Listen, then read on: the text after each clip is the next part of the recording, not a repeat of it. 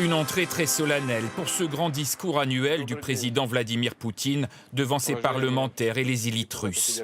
Avec un leitmotiv, le conflit en Ukraine et de la faute des Occidentaux.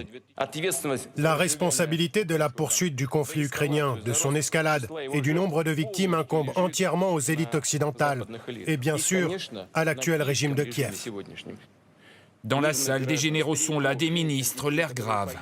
Le président russe, en chef de guerre, leur demande de se lever pour une minute de silence en mémoire des soldats tombés sur le front. L'image est diffusée en direct dans tout le pays. Pour leur famille, Vladimir Poutine annonce un fonds spécial, un suivi social et des jours de congés supplémentaires pour les militaires. Le message est clair, la Russie continuera le combat, quel qu'en soit le prix. Les élites occidentales ne cachent pas leur objectif d'infliger, comme elles le disent, c'est du langage direct, une défaite stratégique de la Russie. Mais ils ne peuvent pas non plus ne pas se rendre compte qu'il est impossible de vaincre la Russie sur le terrain. Dans ce discours à la nation, le chef du Kremlin se présente aussi comme le défenseur des valeurs chrétiennes, dit-il, face à un Occident perverti.